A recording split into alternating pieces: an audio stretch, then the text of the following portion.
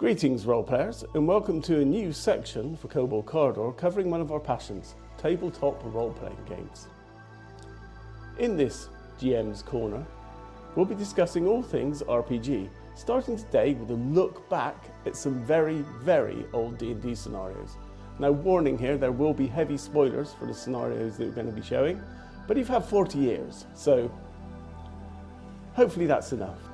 This is by no means a full list of all the greatest D&D scenarios, and in fact it doesn't cover anything more recent than a very, very long time ago. But these are just scenarios that left an impression on me at the time I played them. So we're going to start with the U series, which were the first UK published, or properly UK published. We'll get into that later, because Games Workshop used to publish D&D scenarios, and I'll show you some of them. The series was U1, U2 and U3, or at least those are the ones I encountered that left an impression on me.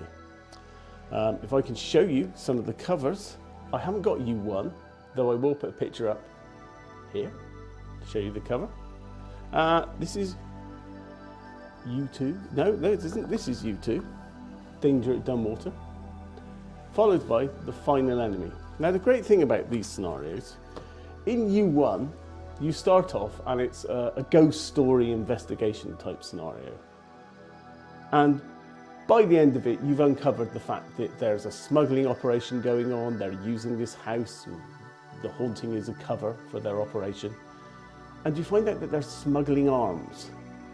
And they're smuggling arms to some lizard men.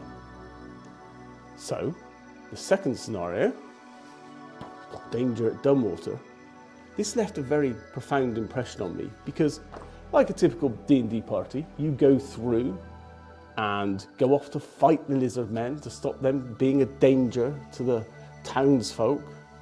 And by the time you get near the end of the scenario, you find out that, in fact, the lizard men were just buying arms in order to defend themselves from the final enemy, who are the Sahawagin. So, this left an impression because you've gone through slaughtering your way through a whole lizardman community and they're completely innocent. So you're the bad guys. And I thought that was a really good twist, particularly for the day when a lot of scenarios at that particular time were just rooms with monsters in them, followed by more rooms with monsters in them. So if you get the opportunity, play the U series, if you can find it these days, because they're very good. Next, we'll move on to another scenario that made a great impression upon me. And that's because it was one of the scenarios that made me decide to write my own role-playing system. But the reason is, I'll get to that. The first scenario in this series is Pharaoh. This copy's a bit old and tattered. A lot of my old scenarios are old and tattered because, well, this was from 40 years ago. What's great about this one is the introduction. You meet the ghost of the pharaoh in the desert, and he directs you to his pyramid, which you have to rescue some items to save the desert, essentially. One of the great things about this scenario is there's a lot of puzzly type activity along the way. So there's a particular section where there's a strange map with teleportation involved, and you have to navigate your way through by working out what part of the map comes next, rather than drawing a map, because it will never work. Fantastic scenario. The thing that made me, in the end, decide to write a new role-playing system was I was GMing this for a bunch of new players. Well, not new players, but new players to me. And there's a section at the end of the scenario where you end up like a huge distance above the pyramid in the sky, and you've got to work out how to get back down again. And the ranger, seeing as he had a lot of hit points, decided that his best solution for getting down was to just jump off, because he knew he wouldn't take enough damage when he hit the pyramid to kill him. And that really made me think something needs to change here. So yeah, a great scenario. If you get to play this series of scenarios, they're followed with Oasis of the White Palm, of which I don't have the cover. I've got the back. And Lost Tomb of Marte, both of which also great, good Egyptian mythology, excellent scenarios. Give them a play if you can find them. Next, we have White Plume Mountain. Now, this is part of the S series, and if you know anything about the S series, they're competition scenarios. So when you went to a D&D tournament, these are the type of scenarios you play. Now, I particularly like this. This is a really nice half fighting, half puzzly scenario with lots of tricks. You're there to get 3 very powerful weapons, which is a good motivation for your characters, unless you don't want your characters having really powerful weapons, which is very understandable. There's a particular, if you look at the back cover, this sword, I don't know if you can see that. This sword is the sword Black Razor, which is basically based on Stormbringer. If you ever read Michael Moorcock's Elric novels, this sword, it drains levels from your opponents and sort of gives them to you temporarily. Very good scenario. Also part of the S series, which has an awful lot of classics in it, I think. There's, for instance, Expedition to the Barrier Peaks. A fantastic scenario set inside a crashed spaceship. One of the great things about some of the S series, not S2 unfortunately, is you get an art book. I mean, look at some of this art, it's fantastic. Look at that Mind Flare. That's the Mind Flare with the blaster pistol. Another memorable addition to the S series is, of course, Tomb of Horrors, which I think is a very famous D&D scenario. I don't have an original version of that, I'm afraid. I used to. I have no idea where it's gone. Again, good art booklet showing you all the parts of the scenario and all the doors, traps, some of the monsters. This scenario, the interesting point about this scenario is it's a total death trap. This scenario is a total death trap. I once ran a game where 16 characters went in and 2 came out. One of them ran away before the end. That's the only reason they survived. So if you really want to dispose of all your players in a single game, Tomb of Horrors, thoroughly recommended. It'll kill them all. Moving on, because I don't think that's something you should do. Another scenario that left a great impression of me was In the Dungeons of the Slave Lords. Take a picture of that. I'll put out pictures of all of these as I talk about them. This was a particularly good experience for me because you get captured by the slave lords. You have all your equipment taken away and you're shoved in their dungeons. And of course you escape, but you have nothing. You have none of your equipment and you have to improvise through the whole scenario. And it's quite a stressful situation. So it started off with the party forming into small groups who are generally against each other. But by the end of the scenario, and I think I was particularly lucky because I was running the cleric and who doesn't need healing, we'd moved everyone over to our side. And it was great, it was great. It was a good role-playing experience because you start off with a fractured party and then they're all bond together through sheer need. And that was fun. And it is, of course, part of the whole Slavers series, if I can show you these.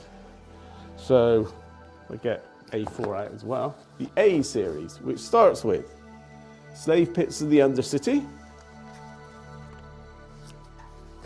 Secret of the Slavers Stockade, Assault on the Eyrie of the Slave Lords, and of course, In the Dungeons of the Slave Lords, which should tell you how well the assault goes. So, all great scenarios, and incidentally, scenarios that lead on to another very famous D&D series, Against the Giants. Now, this is a series that if you don't run D&D, it's hard to recommend playing Against the Giants because all your players will get killed. Because it's giants and there are lots of them. But they're great, it's a great scenario, it's a great bunch of scenarios. And they all lead on because guess who's behind all the slaving activity? Well, it turns out in the end that it's the Drow. So you end up going for a descent into the depths of the earth. Fantastic scenario in which, well, the first part of it is just going through a bunch of caves, various encounters, great fun. And then you encounter a shrine full of fishmen. Shrine of Kautoa, I think it's called. And in fact, I have some old, these are interesting because these are very, very old scenarios. This is before TSR, who are now long gone as well, had a publishing wing in the UK, which is where I come from. And at that time, to get a D&D scenario, they came in this format, so not the colour image covers that we got later. And if you look closely, here, they're published by Games Workshop.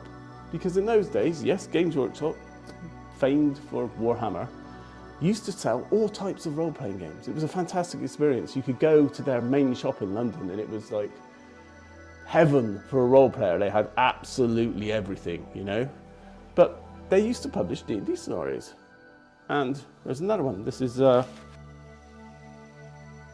G2, Glacial Rift. Another, probably not very playable on any other system other than D&D scenario, but still good fun. And look at that cover. Isn't that a fantastic cover? I really like them. I like a single colour. It's just good. It's just nice to reminisce over that. And of course, the giants, having you then delved into the darkness, you get to the Vault of the Drow, in which basically your players are tasked with essentially killing Lolth in her material form.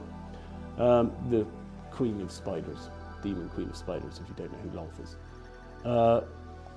Another strange format scenario for D&D at the time was this is like a quest through the city of the Drow under the ground. It's an interesting scenario. Lots of demons, so very high level.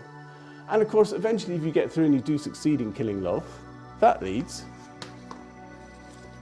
this one's in a terrible state, Queen of the Demon Web Pits. Go and fight Lolth in the Abyss, which is very cool. Another thing I wanted to bring up about these old scenarios is the artwork. The artwork is absolutely fantastic. With great art by the likes of Errol Otis, a D&D artist that you will recognise the pictures of, certainly if you're around in these days, that he did so much of the artwork and it was so stylised and cool. I'll show you a bunch of his pictures, maybe as we go through this video. There's also David C. Sutherland III, another fantastic artist and incidentally the author of Queen of the Demon Web Pits.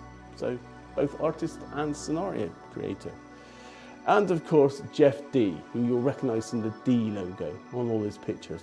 Absolutely fantastic, legendary artist. I will put up as much of that art as I can fit into this video because it's all fantastic. Anyway, I hope that brought back some old memories. And what I'd really like to see is what were your scenarios that you remember? What were your first role-playing experience that left you with something memorable that you thought, wow, that left a good impression on me, that scenario? It can be a simple situation that just happened to your character that just you can remember to this day because it was just one of those profound role-playing moments that you occasionally get. Anyway, let me know in the comments. Let me know about your role-playing experiences. What were your favourite old scenarios, D&D or otherwise? I might do another of these videos if this is successful, covering scenarios from another system. Maybe Ars Magica. Ars Magica has an awful lot of good stuff. Anyway, see you soon. Have fun gaming and don't forget to beware of that half-heard, half-imagined flopping.